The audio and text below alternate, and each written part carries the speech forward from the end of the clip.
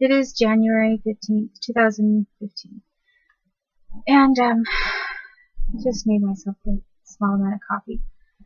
And I'm actually going to drink it while I talk about this because I'm tired and I'm trying to multitask a little bit. You can see my place a little cluttered. Some books there. My sewing machine here, which I love having around and love to think about. I love thinking about all the things that I would like to sew that I don't know how to sew. But I try to work on it as much as possible, but really wanting to work on it a lot more. Some of my materials that I bought, including some of the ones behind me, I find fabric shopping to be kind of exciting. But anyway,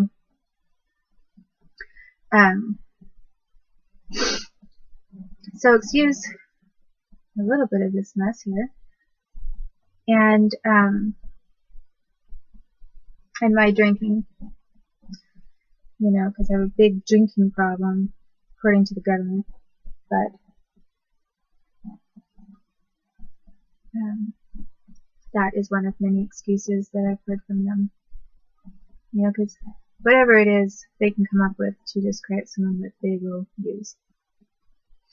I mean, it should be normal for me to even have a bottle of wine in here and have a glass,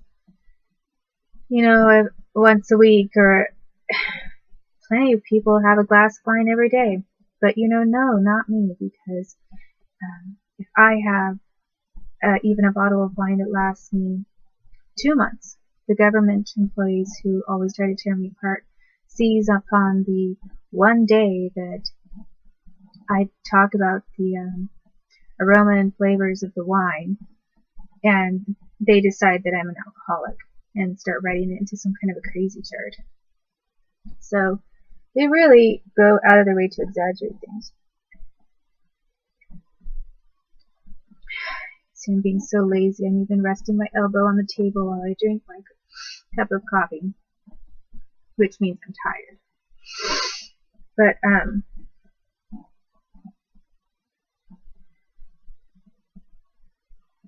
just don't want to lift my elbow up. It's too much effort.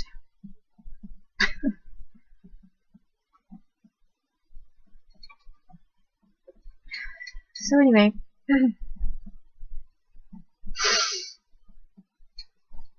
most of my life as to my drinking, actually alcohol. The government used alcohol plenty of times to try to weaken me as part of their training and having me raped and trying to force me to look like I was consensually going along with it.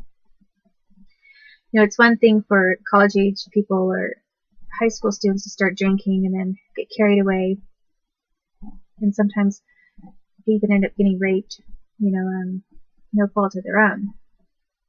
And it's another thing when the government's introducing alcohol as actually part of their strategy in certain situations to use as a trigger from one thing to the next. And when they do that with kids, they can already they don't have to get a kid drunk to make it look like it's consent.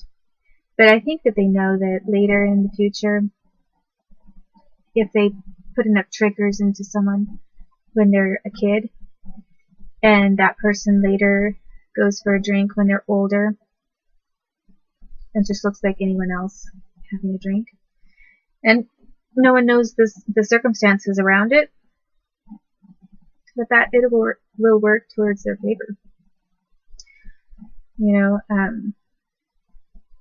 And then of course they like to make excuses for themselves. So anyway, with Josh Gatov, I met him again. I believe that he started working at this one place specifically with the intent to meet me. And I say that because it wasn't a secret that I wanted to work with international people, and I was studying English, planning to study English for the longest time. I stated that was probably what I might major in. And I liked hearing cultural stories and being around different kinds of people. So when I was in community college at PCC, I ended up working at a ENNL center, just volunteering actually. Started out just wanting to volunteer my time, and then I ended up getting offered a paid position, which, you know, I actually had not even volunteered for it, hoping to get a paid position. I had really just gone there thinking it would be something I could volunteer for that I would like. So I actually wasn't even trying to work the system on that one. You know, I didn't think of it as an internship, or, you know, if I work for them as a volunteer, maybe then they'll give me money. You know, that never crossed my mind. It just kind of ended up being an unexpected bonus. And then what happened is it turned into an idea for me to then accept work study, which is called federal work study. And that in that situation, then I was on like a federal kind of a payroll. And you know, I'm not sure why someone wanted to attach that, actually, because prior to that, I accepted it because they said, well, they wanted to pay me a little money. I thought, okay, I'll take it. And they said, sign up for this federal work study, and then this can be your job. And so I said, okay, but prior to that, I wasn't on federal work study. I actually volunteered there on a strictly volunteer basis, having no idea that there was any kind of federal job attached to it, or that there could be. So, you know, I'm not quite sure about the dynamics of that, if there was some sort of a strategy in that as well. But, you know, I wasn't looking for fault in every single thing that ever came my way. And what happened was I took this job,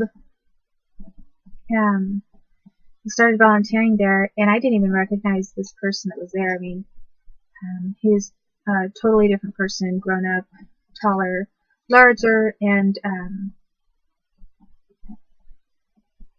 probably I hadn't seen him for, you know, years and years and years, since he was a little boy, maybe. And, but the Gatobs, what's odd about it is that the supervisor there also, I knew who Nora Krebens was. But I didn't recognize her or place her to my past either. And she had actually shown up at my house in Moses Lake, Washington when I was a kid. And I'm talking like, you know, age 8 or 9 or so. So when, and younger even. And she was supposedly from the East Coast, and then I think she was maybe California for a while, I'm not sure, and then was in the Pacific Northwest. But she had shown up at my house. I don't remember that the Gatobs were with her at the time that she did. But the Gatobs, I know for sure, were involved in Russia, because I got trafficked to Russia. And I actually tried to get political asylum, and I got a temporary grant to stay there. And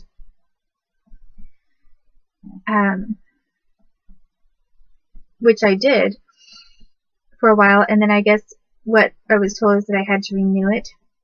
But I had other people telling me I didn't have to renew it, that I was already, and I didn't think I had to, because they had given me a new name and a like a citizenship passport type of a thing. So I thought, well, I have this ID card, and they said that I can, you know, do all these things here in Russia. So I thought trying to sign up for some kind of a temporary extension was maybe like trying to get me out of the permanent one to make me look like I was temporary. I really didn't know who to believe because I had different people telling me different things. So,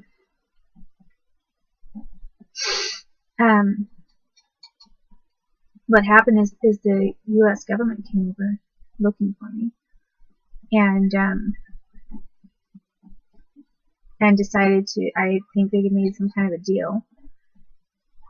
And we were in the foreign ministry building at Russia, the one that has a huge door. It's like a vault door, but it's enormous. It has a big star on the inside of it, like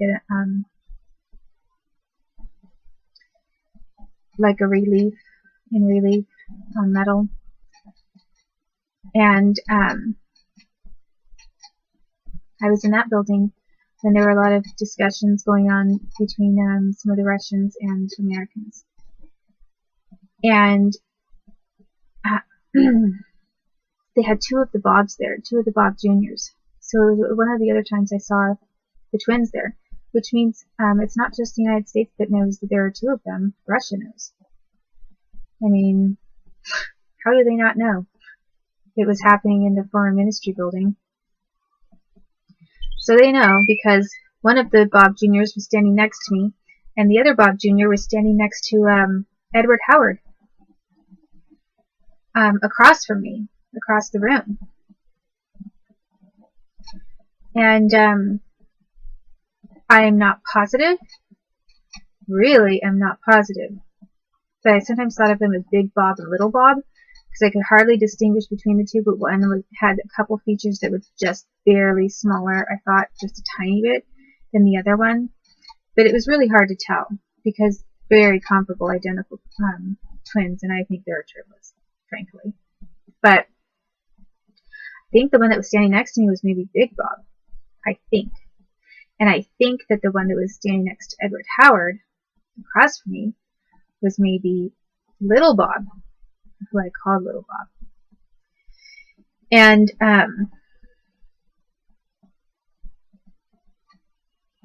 anyway, Edward Howard and Little Bob wanted me to stay, Junior wanted me to stay there. And then the problem was that I had just been tortured. And I saw that some of the Russians went along with some of the torturing of me, along with the U.S. people, and I could tell that they were pressuring me to leave. So, like, why did I want to stay in Russia and keep getting tortured in Russia when they were supposedly protecting me? And I really felt like I was being tortured there, and I couldn't tell who it was by. For sure, I thought, you know, did these Americans come over and just start using their technology from all the operations and implants and things that I had done to me? Are the Russians doing it because they want to get rid of me? Are they both just doing this to me? But even in this room, when they were asking me to make a decision, I was standing there getting fried. I mean, fried. You know, like, feeling like I had lasers burning inside of my body at really high temperatures. And a lot of other really weird technology kinds of things happening to me. And, you know, when someone is just burning you as you stand there and they're talking about where do you want to live, in that moment of really severe getting burned, you start thinking, maybe I shouldn't live in Russia. You know, I thought definitely it could be these Americans doing this. But I thought some of the Russian officials they were talking to were kind of smirking too, like they possibly knew. And I just thought, I just have to get out of here, because like when that's happening to you, no matter where you are, you just want to leave. I think they counted on that. So basically, I said I wanted to leave, and Bob Jr. was the younger one, and Howard looked worried. And then what was weird was then the Big Bob, I think it was Big Bob, but I'm not sure, but he was standing next to me, and then he said this thing that they said more than one time in different situations. He said, I'm taking your daughter. You know, I'm taking your daughter. Well, this is my dad, right? Or that's my dad. Or someone's my dad here.